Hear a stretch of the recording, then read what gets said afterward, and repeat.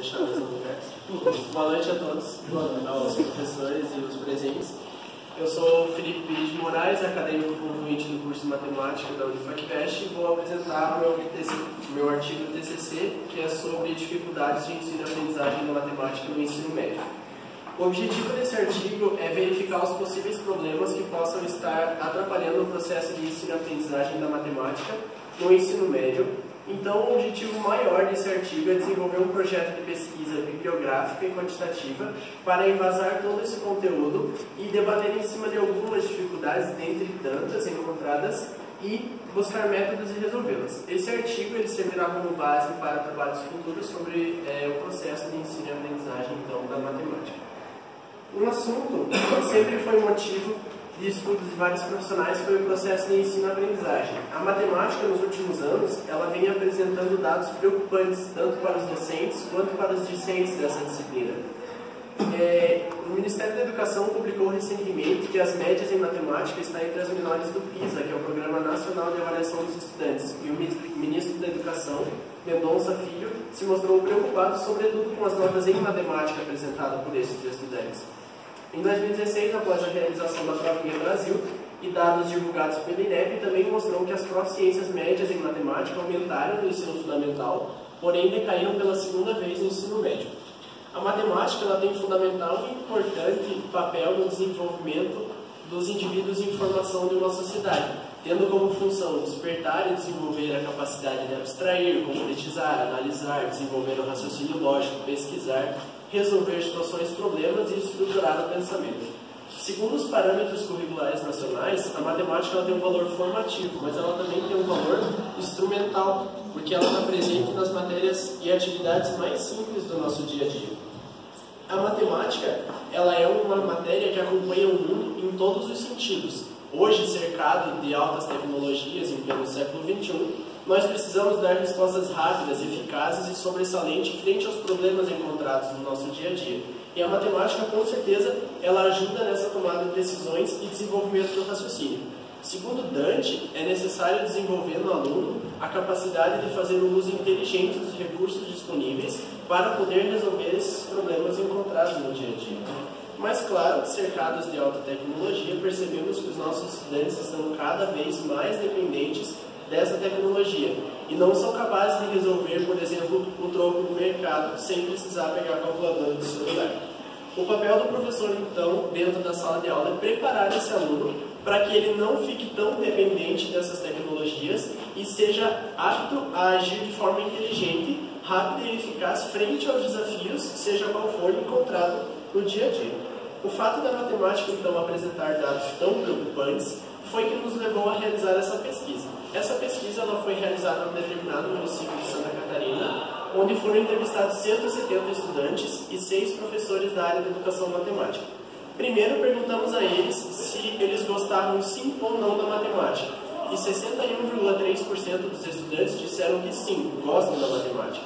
Então, perguntamos por que eles gostam. 32,7% dos estudantes disseram que gostam da matemática porque ela desenvolve o raciocínio lógico.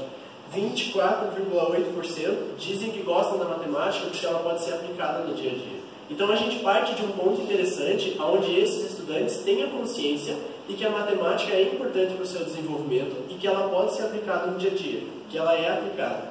Então perguntamos por que eles não gostam. 65,3% dos estudantes disseram que apenas não se identificam com a disciplina e têm dificuldade para aprender o conteúdo. 13,4% dos estudantes ainda disseram que a matemática é desnecessária, pois já existem celulares e computadores para resolver os problemas. Então, frente a esses 13,4% de estudantes que acham a matéria desnecessária, o professor deve então prepará-los, mostrar para eles que a matemática é importante no seu desenvolvimento e tornar isso atrativo para esse estudante, porque ele já não gosta da matemática.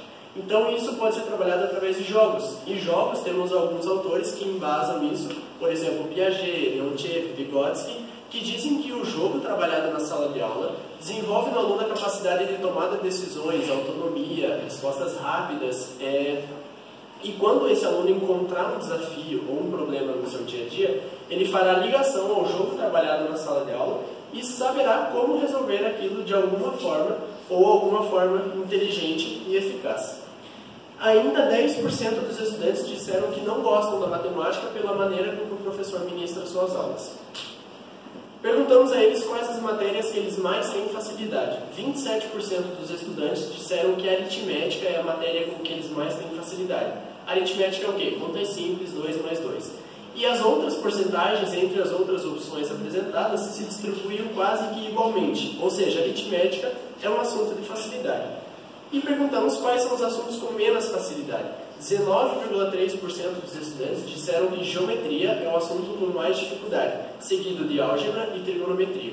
Ou seja, percebemos que a dificuldade começa da passagem para a aritmética para a álgebra, ou seja, do concreto para o abstrato, onde é passado, por exemplo, um sólido geométrico no quadro e é forçado que esse aluno imagine esse sólido geométrico, imagine o que ele está calculando, imagine o que é a área, qual a área ocupa e qual é o volume.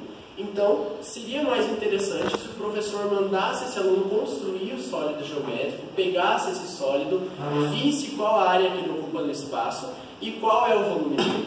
Então, os estudantes poucas vezes veem demonstrações práticas do que eles estão aprendendo na sala de aula. E poucas vezes pedem para que se prove o que ele encontrou, ou seja, o resultado que ele encontrou. Se ele não provar o que ele encontrou, ele não atribuirá significado àquilo. Isso ficará um exercício sem sentido para ele. Então, isso não será atrativo.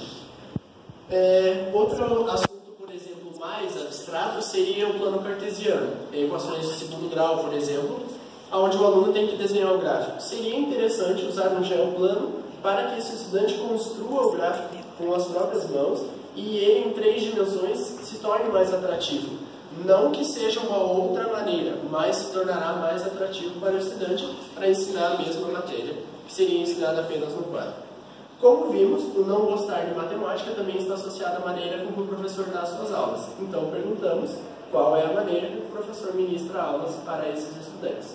33,6% dos estudantes disseram que eles apenas usam a lousa e 34% dizem que eles apenas usam o livro didático.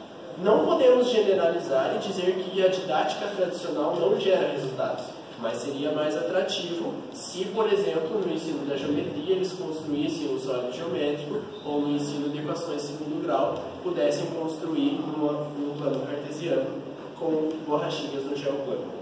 Como melhoraria esse interesse, então, dos estudantes pela matemática? Foi a próxima pergunta. 28% dos estudantes pediram aulas práticas com demonstrações concretas e 31% dos estudantes pediram o uso de tecnologias. Ou seja, essas aulas práticas com demonstrações concretas visam dar significado ao que está sendo ensinado. Segundo os parâmetros curriculares nacionais, contextualizar visa dar significado ao que pretende ser ensinado ao estudante. E, segundo Santos, o professor ele deve trabalhar alinhando teoria à prática e usar dados reais para que tenha significado para o estudante e ele possa, então, entender e ter interesse em aprender aquele conteúdo que ele ainda não sabe. E como afirma Paulo Freire, também não podemos deixar que essa educação se torne uma educação bancária, como ele diz no seu livro Pedagogia do Oprimido, né? E para usar as tecnologias, a gente também se baseia em Paulo Freire. O professor ele tem que deixar de ser tão ativo e passar essa função para o estudante. Ou seja, ele passa a ser um professor mediador dentro da sala de aula, onde ele vai passar o conteúdo e deixar o aluno à vontade com o uso de tecnologias para descobrir sobre esse conteúdo, para aprender sobre esse conteúdo, achar uma maneira melhor de apresentar esse conteúdo dentro da sala de aula e saciando dúvidas sempre com o professor. Dar significado e sentido aos assuntos que serão estudados em sala de aula também sacia algumas dúvidas dos estudantes, por exemplo, aonde eu vou usar isso na minha vida? Ou para que serve isso? Então, concluímos com este trabalho que os principais motivos que fazem com que os estudantes tenham dificuldade na aprendizagem matemática é a dificuldade de aprender o conteúdo associada à maneira com que o professor ministra suas aulas, a carência de métodos inovadores, métodos práticos e tecnologias também, a carência de demonstrações práticas e atribuir significado ao que está sendo ensinado. Claro que para usar tecnologias dentro da sala de aula, o professor não pode apenas pegar uma tecnologia, usar uma didática antiga e dizer estou usando a tecnologia.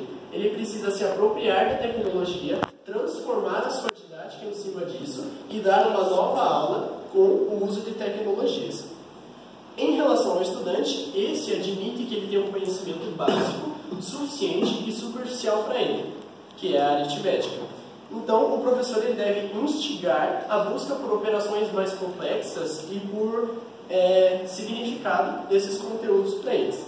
Ser ativo em busca do conteúdo, então, o professor passa a ser um mediador e o aluno busca o significado. Segundo o Comênio, ele diz que todos devem se formar com uma instrução não aparente, mas verdadeira, não superficial, mas sólida, que todos, como seres humanos racionais, se busquem e entrem ao âmago das coisas e tirem de lá o conhecimento genuíno e necessário para a sua formação. Em relação aos professores, eles devem ter uma boa formação e preparação para entrar dentro da sala de aula, tanto para transformar a sua didática e usar tecnologias, como também para não afirmar que eles chegam no ensino médio com defasagem de conteúdos, sendo que esse professor participa também do processo de formação dos estudantes desde o ensino fundamental. Eles devem criar o desejo e o gosto pela matemática desde o ensino fundamental, atribuindo significado e não apenas jogar exercícios estereotipados e sem sentido para os estudantes. Então, aulas dinâmicas, práticas, transferência da função ativa e atribuir significado e também relacionar com outras disciplinas. Alguns dos questionários recebidos pelos estudantes foi pedido para que eles relacionem com as outras disciplinas o conteúdo, para que essa interdisciplinaridade também seja atrativa e atribua significado às questões matemáticas trabalhadas em sala. Por exemplo, o triângulo de Pascal é trabalhado em biologia, e isso atribuiria significado a, por exemplo, a soma dos dois números acima resultar no número de baixo. É isso.